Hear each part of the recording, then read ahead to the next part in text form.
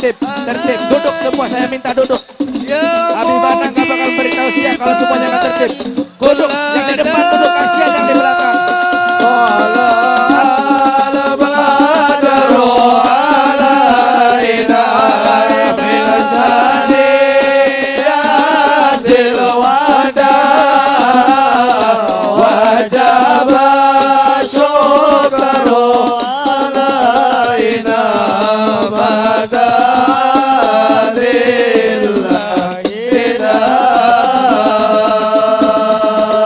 Sallu ala Nabi Muhammad. Allahumma shalli alaihi.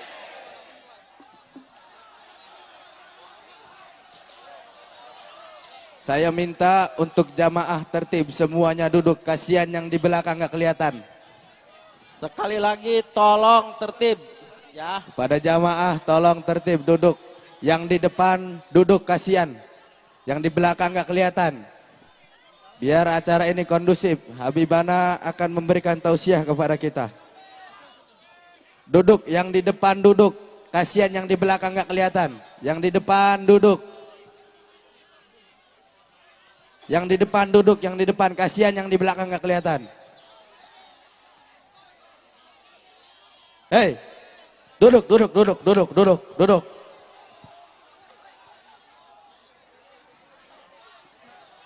Jangan ada yang naik di atas panggung. Jangan ada yang naik. Turun. Siap dengerin tausiah? Siap? Yakin? Betul? Takbir!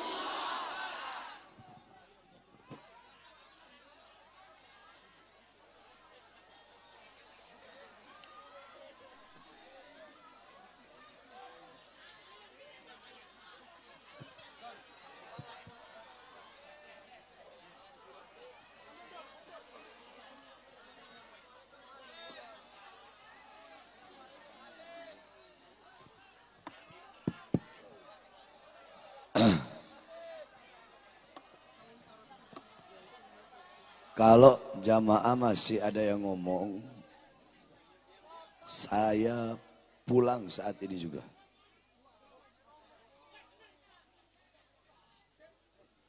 Kalau masih ada yang ngomong, saya pulang. Ini pengajian, bukan dangdutan, bukan orkes, bukan konser. Jadi tolong jaga akhlak, jaga adab. Sebelumnya saya ingin bertanya. Yang masyarakat asli sini mana, angkat tangan coba. Oke, cukup. Saya pengen tanya satu pertanyaan. Kenapa mobil kok nggak boleh dimasukkan ke dalam sini? Itu pertanyaannya. Katanya dilarang sama anak-anak muda, pemuda-pemuda yang larang. Siapa? Kenapa? Alasannya apa? Hah? Enggak. Coba mana perwakilan anak muda sini? Tokoh masyarakat di sini mana? Saya cuma mau nanya. Tadi kan saya tanya, kenapa kok mobil nggak masuk? Katanya dilarang Beb sama pemuda-pemuda sini.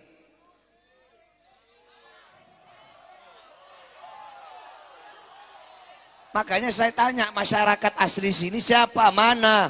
Yang ngelarang siapa?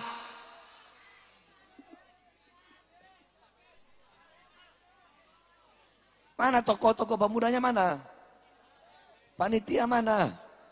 Tokoh masyarakatnya mana?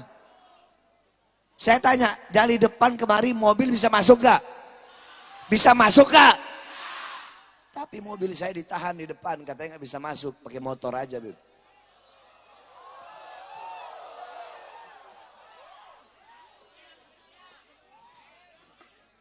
Tolong siapin mobil di sini. Kalau mobil nggak disiapkan, saya nggak mulai ceramah. Salawat. Mobil nggak siap di sini, saya nggak mulai ceramah. Saya pulang.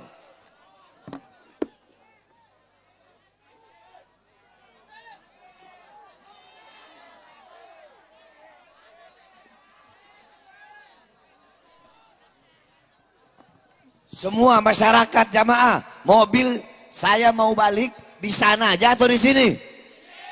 Di sana atau di sini? Di sana atau di sini? Pada nggak punya otak semua ente orang. Saudara-saudara, Saya udah merasakan dakwah yang lebih parah dari ini. Jalanan ini gak ada apa-apanya. Saya ceramah ke Papua, masuk hutan 3 hari jalan kaki. Saya ceramah ke daerah Kalteng, daerah Dayak, masuk ke dalam hutan. 6 hari saya jalan kaki. Saya udah pernah melewati yang lebih-lebih dari ini. Tapi kan ini kan mobil bisa masuk. Kenapa kok dilarang? Kenapa gak boleh? Kalau mobil belum ada di situ, saya gak bakal mulai ceramah, saya pulang.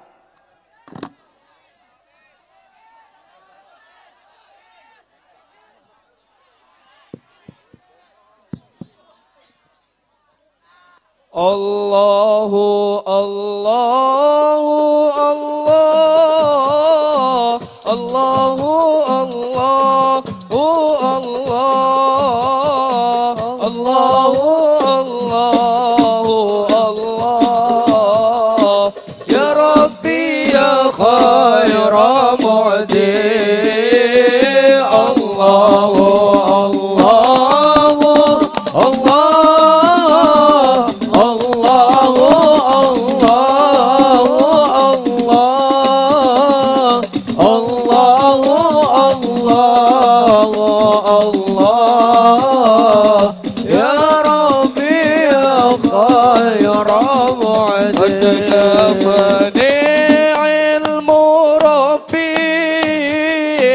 من سؤالي واختياري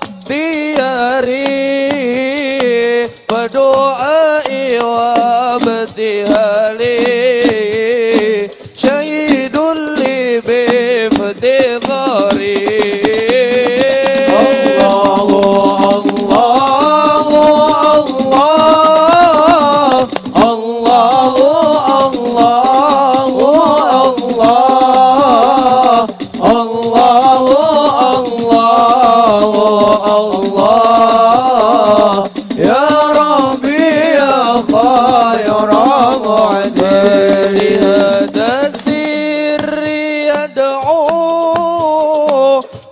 يساري وعساري أنا عبد صار فخري بمن فقري واغتراري الله الله الله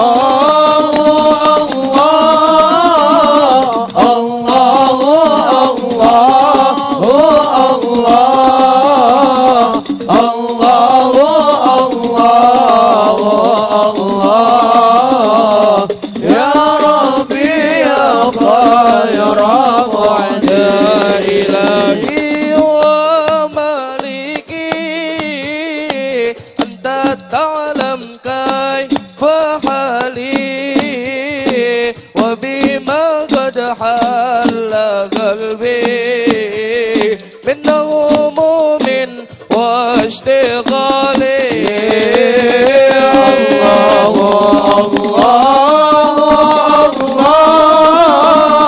الله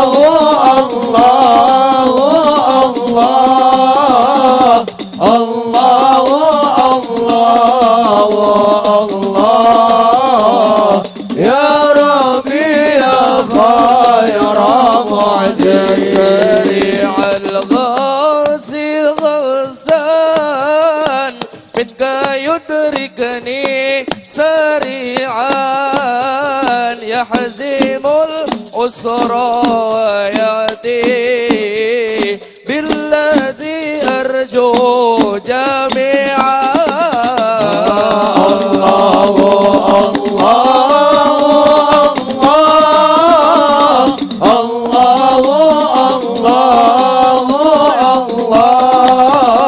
الله الله الله يا ربي يا خير مدين. Assalamualaikum warahmatullahi wabarakatuh.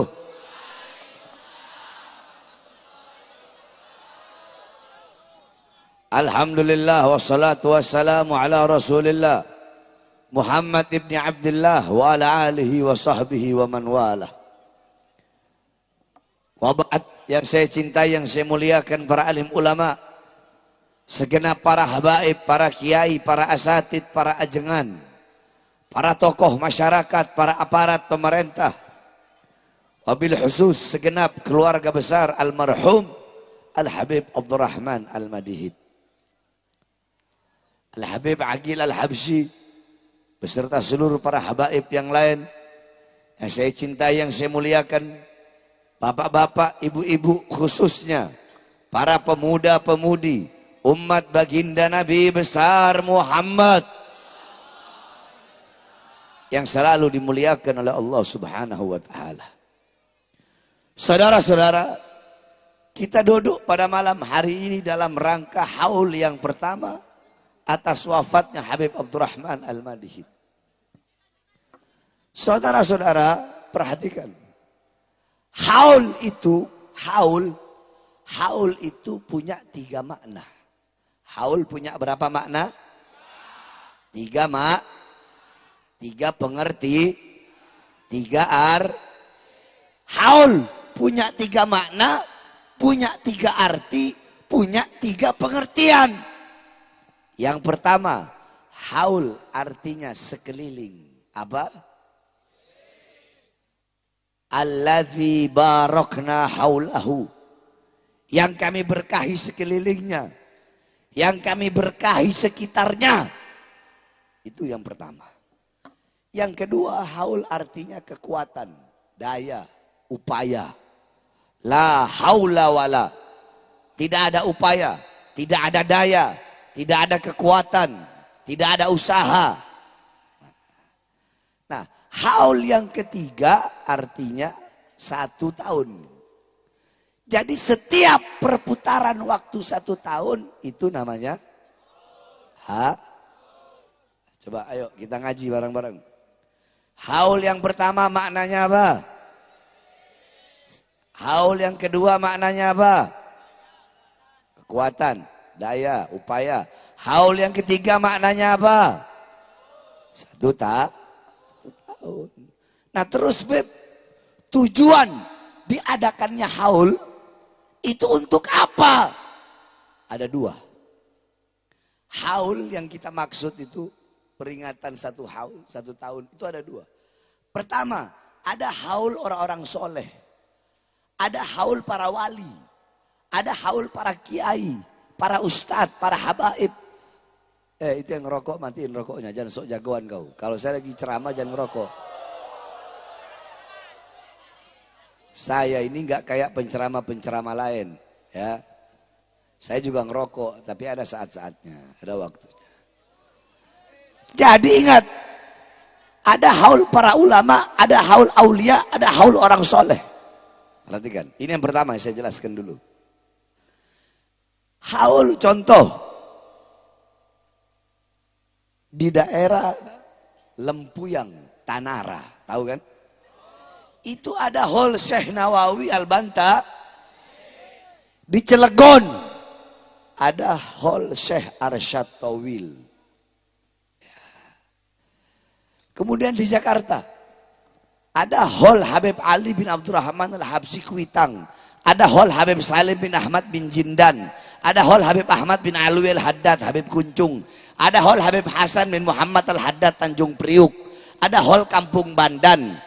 Ada haul Habib Abdullah bin Muhsin Al-Atos Keramat Empang Bogor. Di Sukabumi ada haul Habib Syekh Al-Atos. Di Cianjur ada haul Aang Gentur. Di Sukabumi ada haul Kiai Haji Masturia Al-Masturia. Di daerah Jawa Tengah ada haul Pekalongan, ya, ada haul Pekalongan, haul Atos, ada haul Tegal, haul Haddad. Kemudian di Jawa Timur ada haul Al-Habib Soleh bin Muhsin Al-Hamid Tanggul, ada haul Habib Abdullah bin Ali Al-Haddad Bangil, ada haul Habib Ja'far bin Syekhon As-Segaf Pasuruan, ada haul Kiai Haji Abdul Hamid, ada haul Hadratus Syekh Kiai Haji Hashim Asy'ari, ada haul Habib Abu Bakar bin Muhammad As-Segaf Gresik, ada haul di Malang Habib Abdullah bin Faqih, Habib Abdul Qadir bin Faqih. Di Banyuwangi ada haul Habib Hadi bin Abdullah Al-Haddar. Di Bali ada haul Bafaqih. Di NTT ada haul Baharun. Di Sulawesi Utara ada hall. Saya punya kakek Habib Alwi bin Smith sama Habib Abdullah bin Umar As-Segaf. Di Sulawesi Tengah ada hall Habib Idrus bin Salim Al-Jufri. Di Kalimantan ada hall Guru Zaini. Hampir seluruh Indonesia itu ada acara haul para Nah, terus tujuan ini yang pertama ini. Tujuan diadakan haul acara wali tiap tahun itu untuk apa? Kan kalau haul wali, haul orang soleh, kan dibacakan manakib. Manakib itu sejarah hidup. Bagaimana ilmunya, bagaimana amalnya, bagaimana ahlaknya, bagaimana adabnya, bagaimana budi pekertinya, ibadahnya, ilmunya, khaufnya, khasyahnya, zuhudnya, qanaahnya. Agar apa? Agar kita yang hadir pada acara haul bisa mengambil ibroh, mengambil iktibar, mengambil intifa, mengambil hikmah, mengambil manfaat, mengambil pelajaran dari kisah hidup sahibul haul, agar kita menjadikan beliau sebagai teladan kita, uswah kita, gutwah kita, idola kita dalam kehidupan kita sehari-hari. Itu kalau haul para Nah, haul yang kedua seperti yang pada malam hari ini. Ini adalah bukti. Ini bukti bahwasanya anak-anak yang ditinggalkan oleh almarhum Habib Abdurrahman Al-Madihid adalah anak-anak yang soleh dan soleha. Kenapa? Karena anak-anaknya mengundang kita semua. Keluarga yang ditinggalkan mengundang kita. Duduk di sini. Baca ayat Quran, baca Yasin, baca tahlil, tahmid, tasbih, takbir, tamjid, sholawat, dengarkan nasihat ulama. Yang dimana itu semua dihadiahkan untuk orang tuanya, saudara-saudara. Ini kan bukti kalau anak-anak yang ditinggalkan anak-anak yang sebab jarang anak yang wafat orang tuanya terus dibikin hall. Saya tanya, anak yang orang tuanya udah wafat dibikinkan acara hall, anak seperti itu banyak atau jarang? Banyak. Banyak atau jarang? Banyak atau jarang? Makanya ini bukti anak yang ditinggalkan anak yang soleh. Saudara-saudara, Rasulullah udah bersabda, apa kata Rasulullah? Idza mata ibnu Adam in qata amaluhu illa min thalatha, sadaqatun jariyah, al ilmu yantafa'u bih, wa waladun salih yad'ulah. Apabila anak Adam wafat, manusia wafat, manusia mati, maka terputus seluruh amalnya. Kita masih hidup sholat, dalam kubur nggak bisa Jawab yang keras, masih hidup sholat, dalam kubur nggak bisa. Masih hidup puasa, dalam kubur nggak bisa. Masih hidup sedekah, dalam kubur nggak bisa. Masih hidup haji, dalam kubur nggak bisa. Berarti putus nggak? Putus nggak? Putus nggak? Tapi ada 3 amal yang apabila 3 amal ibadah perbuatan ini kita tinggalkan ketika kita masih hidup, maka pahalanya tidak akan putus sampai datangnya hari kiamat. Apa salah satunya? Saya nggak bahas semua. Salah satunya doa seorang anak yang soleh kepada kedua orang tuanya. Seperti pada malam hari ini, hajat ngundang kita berdoa buat orang tua beliau Habib Abdurrahman Al-Khirid. Doanya sampai kepada beliau di dalam kuburnya, saudara-saudara. Sebab kenapa? Penghuni kubur itu sama kayak kita. Persamaannya apa? Saya tanya, kalian butuh makan nggak? Butuh makan nggak? Penghuni kubur juga butuh makan. Cuma bedanya kalau kalian makan nasi, makan tahu, makan tempe, makan jengkol, penghuni kubur makanannya Ada satu cerita. Ada seorang ulama bermimpi. Di dalam mimpinya dia lihat penghuni kubur sedang berebutan makanan. Maksudnya berebutan doa. Nah, ada satu penghuni kubur yang gak ikut berebutan. Jadi dia santai aja, gak berebut. Yang lain berebut. Ini orang alim tanya, ya fulan, itu penghuni kubur yang lain berebutan doa. Tapi kenapa kamu kok nggak berebutan? Apa kata dia? Iya, mereka berebutan doa ketika ada orang yang lewat di ini kubur terus baca Fatihah, mereka berebutan. Ya, terus kalau ada yang baca Fatihah, Al-Fatihah ila arwahil muslimina wal muslimat wal mu'minina wal mu'minat, mereka berebutan. Kalau ada yang lewat di kubur, Assalamualaikum ya ahlil kubur, Al-Fatihah ilaikum bisirril Fatihah, mereka berebutan. Saya ngapain saya harus berebutan, sedangkan saya meninggalkan anak yang selalu mengirimkan Fatihah untuk saya. Nah, seminggu kemudian ini orang alim mimpi lagi, ketemu sama ini orang tadi. Tapi ini orang tadi ikut berebut. Kalau sebelumnya kan dia nggak berebut, paham? Sekarang dia ikut berebut. Nah, orang alim ini nanya, kemarin seminggu yang lalu kamu nggak berebut, sekarang kok kamu berebut? Iya, karena anak saya yang biasa mengirimkan doa, anak saya sudah wafat, sehingga saya tidak lagi mendapatkan makanan, makanya saya ikut berebutan seperti yang lain. Paham? Jadi berbakti kepada kedua orang tua bukan hanya semasa hidupnya saja, bapak-bapak, ibu-ibu. Walaupun orang tua kalian telah wafat, walaupun orang tua kalian telah mati, walaupun orang tua kalian telah terkubur, tetap wajib kalian berbakti kepada kedua orang tua. Bagaimana cara berbakti? Dengan mengirimkan doa untuk dua orang tua. Kalian bacakan Yasin seumpama. Kalian baca Yasin, kalian niatkan untuk orang tua dalam kubur. Kata Rasulullah, man qara'a Yasin, siapa orang yang membaca Yasin, maka kelak di akhirat Allah persiapkan istana, temboknya terbuat dari emas putih, tanahnya terbuat dari kasturi. Di dalam istana itu terdapat 99 kamar, tiap kamar ada 99 kasur, tiap kamar 99 ranjang, tiap ranjang 99 kasur, tiap kasur 99 bidadari, tiap kasur 99 bantal, setiap bantal 99 bidadari yang Allah siapkan. Tadi kita baca Yasin nggak tadi? Baca Yasin nggak? Baca. Diniatkan untuk almarhum. Itu yang Allah persiapkan. Lah terus Beb, kalau perempuan gimana? Kalau laki-laki kan bidadari. Kalau perempuan yang disiapkan adalah pelayan-pelayan di sorga. Jadi ibu-ibu nggak usah khawatir. Andaikan, mudah-mudahan ibu-ibu dan bapak-bapak masuk sorga. Andaikan di sorga suaminya ibu-ibu, bidadarinya banyak, itu nggak sama kayak di dunia. Kalau di dunia suaminya ibu-ibu ngelirik perempuan, cemburu nggak? Cemburu nggak? Cemburu nggak?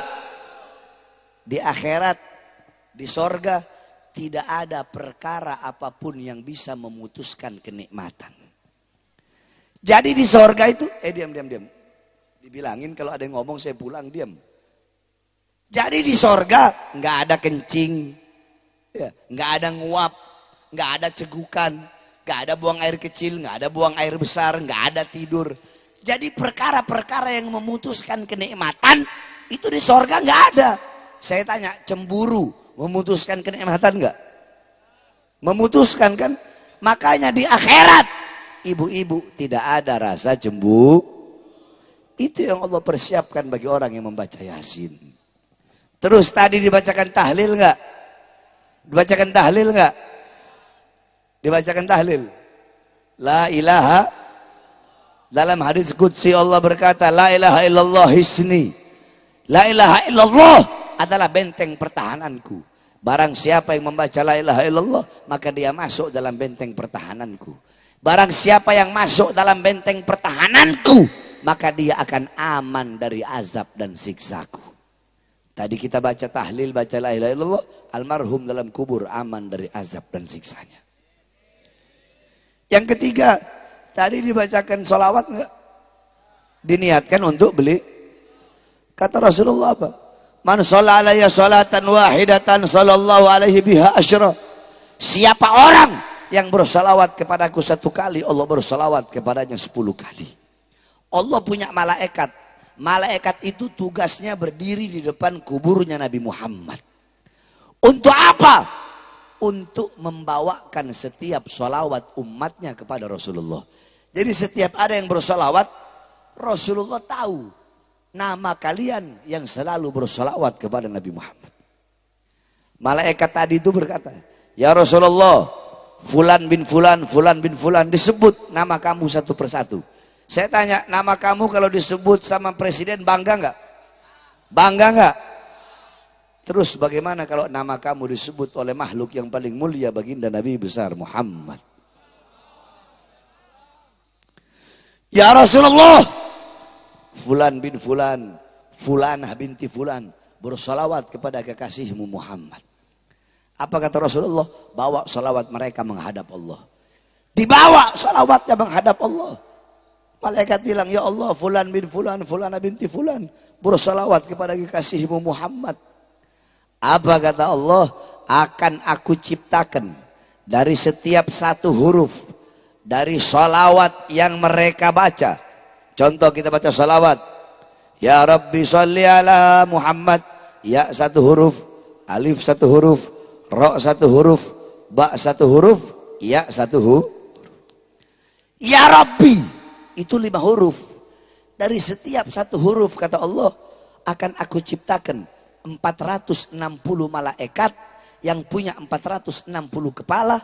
Setiap kepala punya 460 wajah. Setiap wajah punya 460 mulut. Setiap mulut punya 460 lidah. Setiap lidah akan memohon ampun atas dosa-dosa orang yang bersolawat dan dosa-dosa orang yang dihadiahi solawat. Luar biasa tidak? Luar biasa tidak? Luar biasa tidak? Makanya berbakti kepada orang tua bukan hanya semasa hidup. Walaupun orang tua kita sudah wafat, sudah meninggal, tetap wajib kita sebagai anak berbakti kepada kedua orang tua. Cuma caranya ketika orang tua wafat berbakti dengan apa? Dengan berziarah, dengan mendoakan orang tua. Tiap habis sholat bacain yasin, tahlil, tahmid, bacain sholawat. Niatkan untuk orang tua kita yang telah wafat dan telah meninggal dunia. Tapi ada tapinya. Bapak-bapak, ibu-ibu, kalian semua yang hadir di sini, jangan ngarep, jangan pernah kalian mengharap saya ngarep nanti kalau saya mati anak saya bacain saya yasin. Saya ngarep kalau saya mati anak saya bikin hall saya. Saya ngarep kalau saya mati anak saya bacain zikir, tahlil, tahmid, tasbih, takbir, tamjid, salawat. Anak saya bikin acara hall. Jangan ngarep pengen punya anak seperti itu kalau selama kalian masih hidup tidak pernah mendidik anak-anak kalian dengan pendidikan Nabi Muhammad. Ini kalian masih hidup nggak pernah didik anak kalian. Coba lihat zaman sekarang, akhir zaman. Kalau kita orang dulu masih kecil, umur 4 tahun, 3 tahun. Kita orang udah belajar akidatul awam. Udah belajar sifat 20. Allah wujud kidab.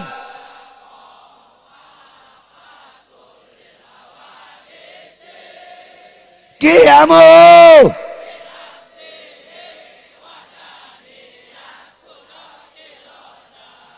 Anak-anak sekarang mereka nggak kenal Allah, nggak kenal Rasulullah, nggak kenal sifat wajib, nggak kenal sifat mustahil, nggak kenal sifat jaiz.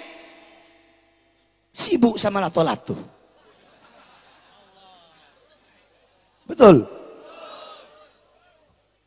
Anak dari anak kecil sampai orang tua sibuk main handphone. Bapak, ibu, suami istri, pernah nggak depan-depanan sambil pegang handphone? Pernah nggak? Kayak orang goblok kan? Handphone itu bagusnya bisa mendekatkan hubungan yang jauh. Itu bagusnya. Tapi rusaknya bisa menjauhkan hubungan yang dekat. Ya bayangin aja suami istri depan-depanan main handphone. Anak kecil sekarang masa-masa muda mereka, masa kecil mereka, masa-masa bahagianya dirampas sama handphone. Saya dulu di Sulawesi masih kecil mandi laut, manah ikan, naik atas pohon, manjat, bikin apa tuh yang dari bambu, peletekan yang bunyi-bunyi itu. Ibu-ibu dulu nggak ada handphone, enak nggak? Masa-masa kecil ibu-ibu main apa itu? Karet apa? Karet-karet, terus yang satu kaki yang begini-begini itu. Kita main kelereng, iya kan? Sekarang udah nggak ada, udah sibuk handphone semua. Sibuk handphone. Anak-anak kalian sibuk. Saya tanya bapak-bapak ibu-ibu, jawab yang keras. Anak-anak kalian lebih banyak pegang Quran atau pegang handphone? Quran atau handphone? Ibu-ibu jawab. Suaminya ibu-ibu lebih banyak pegang Quran atau handphone? Handphone apa Quran? Suami-suami jawab, istri kalian lebih banyak pegang Quran apa handphone? Quran apa handphone?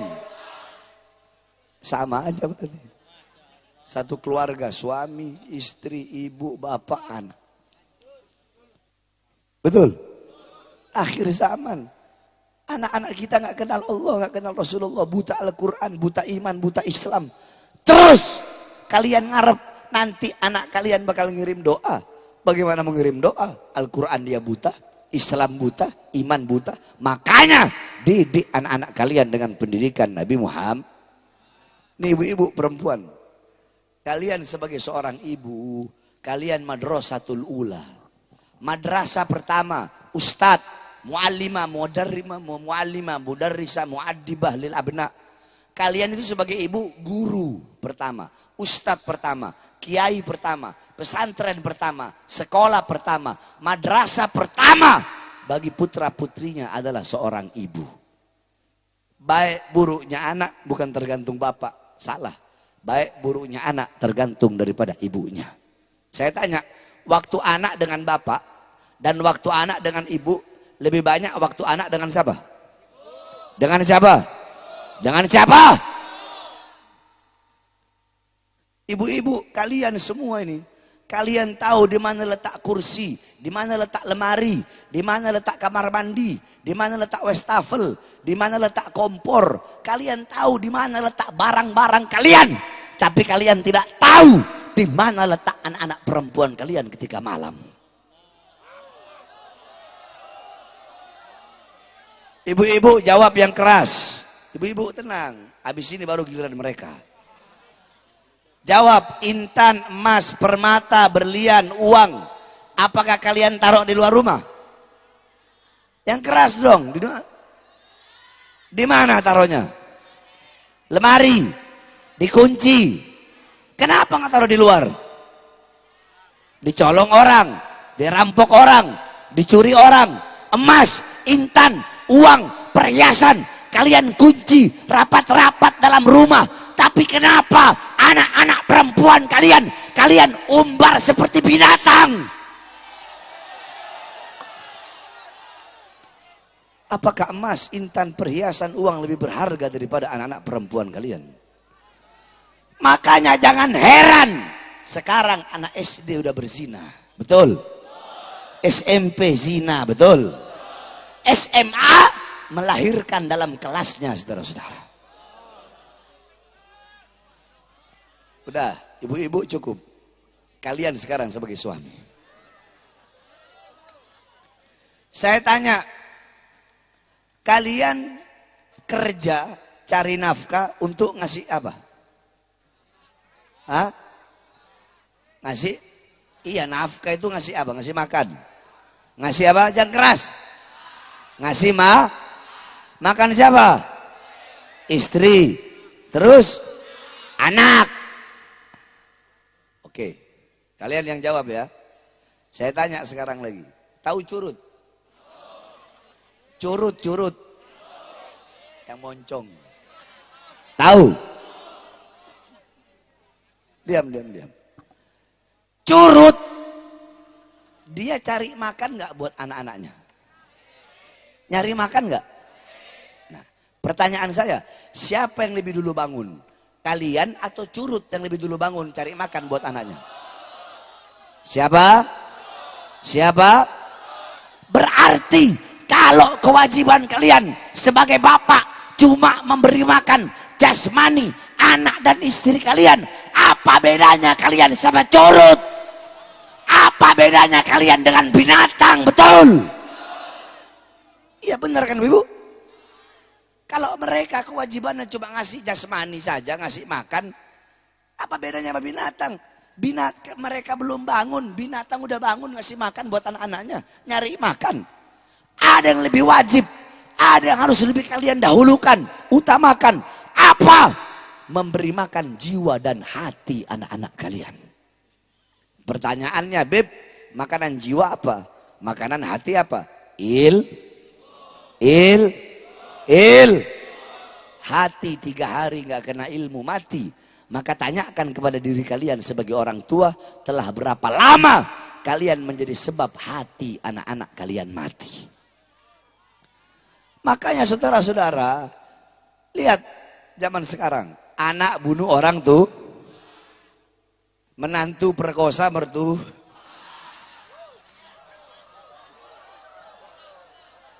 Lihat coba, ibu-ibu saya tanya, anak-anaknya ibu-ibu kalau cium tangan di mana? Di pipi kan? Di pipi. Di mana? Di hidung. Di mulut. Hah? Di jidat. Ada yang di pipi, ada yang di jidat, ada yang di mulut. Udah itu. 3-tiganya salah. Kenapa anak-anak kalian bodoh agama? Karena kalian gak pernah didik anak-anak kalian. Padahal harusnya anak cium tangan sama orang tua, bukan di pipi, bukan di jidat, bukan di mulut. Di mana nyiumnya? Di bawah hidung. Bukan cukup ditempel, dihirup. Begitu cara anak cium tangan kepada orang tua. Saya kalau cium tangan sama guru atau sama orang tua begini. Saya pegang tangan saya pegang tangan guru saya, kan saya cium. Saya taruh di atas kepala saya, terus saya cium dada saya punya guru. Contoh kayak begini nih. Contohin Kar. Ini Sayyid Habib Abu Bakar Al-Idrus, saya punya murid di pondok. Cara cium tangan anak kepada orang tua atau murid kepada guru.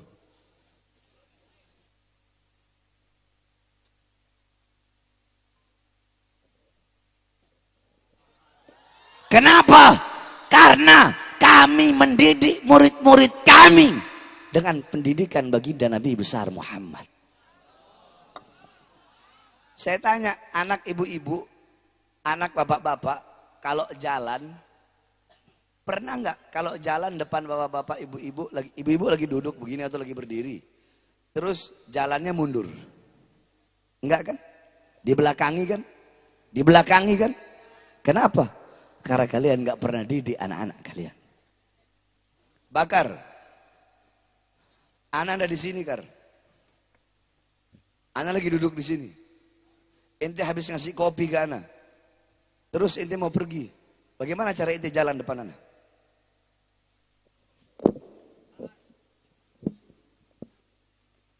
Ada berani dia belakangi saya? Ada berani? Ini baru keluar penjara 4 hari yang lalu. Saya punya murid. Bandar narkoba, udah tobat, insaf. Awal. Bagaimana anak didik anak-anak penjara? Berani anak-anak penjara membelakangi anak? Bagaimana kalau ente jalan belakangan depan anak? Ini anak, bagaimana? Bajingan, preman, mereka tahu akhlak, mereka tahu adab. Kenapa? Karena anak didik mereka dengan pendidikan Nabi Muhammad. Awal, maju situ. Di lapas anak didik ente cium tangan sama guru sama orang tua, gimana cara cium tangannya?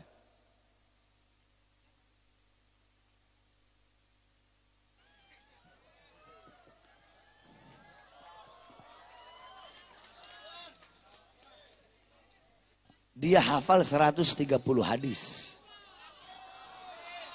Semua nabi 1200 nabi hafal 180 hadis. Cuma dia baru 130 karena sibuk ngurusin anak. Baru bebas 4 hari lalu. Nah pertanyaannya siapa lebih mulia? Ente apa mereka yang dipenjara? Kenapa? Karena anak mendidik mereka. Karena anak anggap mereka anak-anak anak. Sekali lagi, jangan harap kalian punya anak yang nanti bakal ngirim doa. Kalau tidak pernah kalian didik anak kalian dengan pendidikan Nabi Muhammad. Jadi pemuda-pemudi yang ada di sini semuanya saya wasiatkan. Kalau sama orang tua itu harus pakai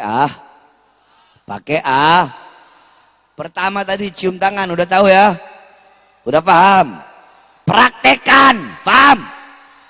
Terus kalau jalan depan orang tua, jangan belakangi orang tua. Jangan pernah membelakangi guru. Jalan mundur.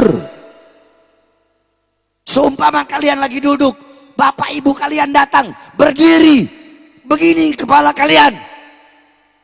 Makanya ibu-ibu, bapak-bapak, kalau mau mereka nih anak-anaknya bapak punya akhlak, punya adab, terus berani, masukin ke pesantren saya. 1 tahun bisa baca kitab kuning. 4 tahun keluar jadi ulama. Gratis lagi gak bayar. Tapi saya pilih-pilih dulu. Kalau yang gak benar-benar mondok buat apa? Paham? Makanya anak-anak muda Islam, saya wasiatkan para pemuda-pemudi. Sebagaimana slogan kita para PHB. Sir wala takif. Semua yang keras. Sir. Yang keras. Sir. Sir. Sir. Ikuti saya. Sir wala takif. Maju terus. Jangan pernah mundur. Jangan berhenti. Sampai mati. Berjuang untuk agama, bangsa, rakyat, negara. Jangan berhenti sampai mati. Jangan mundur. Walaupun harus hancur. Allahu Akbar. Allahu Akbar. Oleh karenanya wahai pemuda-pemudi Islam, berjuanglah untuk agama, bangsa, negara, rakyat. Saya tanya, apa yang telah kalian perjuangkan? Apa yang telah kalian korbankan untuk Islam, untuk agama, untuk bangsa? Apa? Pernah kalian diborgol tangan kalian? Diborgol perut kalian? Diborgol kaki kalian? Pernah kalian masuk dalam sel di Nusa Kambangan yang selnya cuma 1 meter kali 2 meter? Yang selama di situ nggak boleh keluar, cuma lihat 2 warna, warna merah dan warna abu-abu. Pernah kalian ketika mobil kalian sedang jalan ada percobaan pembunuhan untuk menembak mobil kalian? Pernah kalian ada percobaan pembunuhan terhadap kalian melewati racun? Enggak kan? Terus apa yang telah kalian perjuangkan? Lihat bagaimana perjuangan para ulama, para habaib kita. Habib Rizik di dalam masa-masa tuanya organisasinya dibubarkan. 6 laskarnya, pengawalnya dibunuh, saudara-saudara. Dibantai, ditembak. Putri-putri dan keluarga beliau terasingkan. Hijrah ke Makkah. Di masa tuanya beliau dipenjara.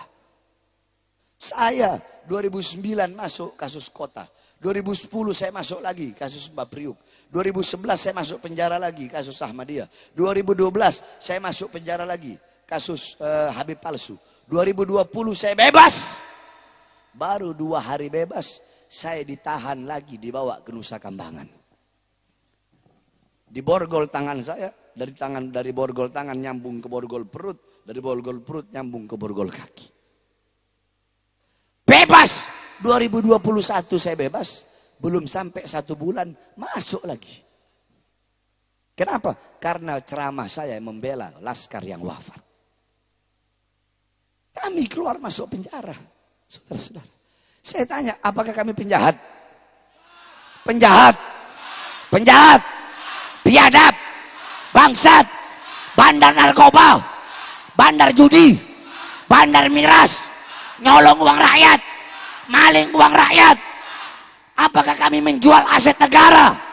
Terus kenapa kami dicoba untuk dibungkam? Kami diancam, dihina, dicaci, difitnah, dimaki setiap hari sehingga menjadi makanan bagi kami. Kenapa kami berkali-kali dicoba untuk dibunuh? Percobaan pembunuhan kepada kami. Berkali-kali kami masuk penjara. Kenapa? Satu jawabannya. Karena di dalam tubuh kami mengalir darah kakek kami Rasulullah. Kenapa? Di dalam tubuh kami mengalir darah-darah pejuang, darah-darah keberanian. Karena kami yang berada di barisan paling depan, rela hancur, rela binasa demi bangsa dan rakyat Indonesia, saudara-saudara. Itulah sebab kami keluar masuk penjara. Bapak-bapak, ibu-ibu, saya siang keluar, malamnya saya ceramah. Habis ceramah besoknya dibawa lagi. Dianggap ceramah saya provokasi. Ceramah saya meresahkan. Nah, saya ini mau tanya kepada bapak, ibu-ibu sebagai masyarakat. Apakah benar ceramah saya itu provokasi? Belum dengar, tar dulu. Apakah benar ceramah saya itu meresahkan? Belum dengar. Apa ceramahnya? Satu, saya bilang, hei presiden, hei pejabat, hei pemerintah. Di masa corona, waktu itu awal-awal corona, rakyat kalian kurung dalam rumah, tapi tidak kalian berikan kebutuhan-kebutuhan pokoknya. Itu provokasi. Itu provokasi. Itu meresahkan. Meresahkan atau pembelaan? Meresahkan atau pembelaan? Terus yang goblok saya apa mereka? Yang bodoh saya apa mereka? Yang pertama. Yang kedua, saya bilang, hei pejabat, hei aparat, mal-mal milik asing, perusahaan-perusahaan asing, tetap kalian buka di masa corona. Tapi warung-warung kecil milik pribumi, kalian paksa untuk tutup. Itu provokasi. Itu meresahkan. Meresahkan apa pembelaan? Meresahkan apa pembelaan? Yang ketiga saya bilang, berapa banyak pengangguran di Indonesia? Anak-anak muda yang gak punya kerjaan. Tapi kenapa tenaga kerja di masa corona, tenaga kerja terus kalian kirim dari asing, dari Cina ke daerah Morowali? Itu provokasi. Itu meresahkan. Terus yang bodoh ini saya apa mereka? Itu ceramah dibilang meresahkan masyarakat. Masyarakat mana yang resah? Nih, ini masyarakat saya tanya. Masyarakat tadi tiga tadi yang saya sampaikan. Kalian resah nggak? Kalian merasa resah atau merasa terbela? Merasa resah atau merasa terwakili? Atau merasa terbela? Apakah saya bela diri saya? Cucu saya, anak saya, istri saya, keluarga saya, murid saya, kelompok saya. Yang saya bela rakyat yang susah, rakyat yang kelaparan, rakyat yang menderita, rakyat yang dibohongi, rakyat yang ditipu, rakyat yang tidak disejahterai, rakyat Indonesia. Jangankan hanya di penjara, nyawa saya, jiwa saya, darah saya murah harganya untuk tumpah demi rakyat Indonesia. Allahu Akbar. Allahu Akbar. Ibu-ibu saya tanya, BBM naik gak? Minyak naik gak? Cabai naik gak? Bawang naik gak? Semua serba naik gak? Enak gak? Itu yang kita perjuangkan. Menegakkan keadilan bagi seluruh bangsa dan rakyat Indonesia. Apapun agamanya, apapun sukunya, rasnya, dan warna kulitnya. Itu yang kita perjuangkan, saudara-saudara. Makanya kami keluar masuk penjara, dicoba untuk dibungkam, dicoba untuk disuap. Saya, kalau mau terima dana pejabat dari pejabat, saya dikasih cek kosong, saudara-saudara. Habib mau berapa ratus miliar, berapa triliun, berapa puluh triliun, terserah. Yang penting, tolong Habib jangan ceramah. Itu towing mobil udah masuk di depan pesantren saya. mobil Cadillac yang harganya 15 miliar masuk, saya tolak mentah-mentah. Kenapa? Saya tidak bisa dibeli, saya tidak bisa disuap. Nyawa, jiwa saya serahkan untuk agama, bangsa dan rakyat Indonesia. Makanya saya sampaikan, hei kalian para pejabat, para pemerintah, para aparat, jangan sombong. Jangan sombong sama pangkat, betul? Oh, saya bintang. Bintang terus sombong gitu. Jadi jenderal sombong, Sombong.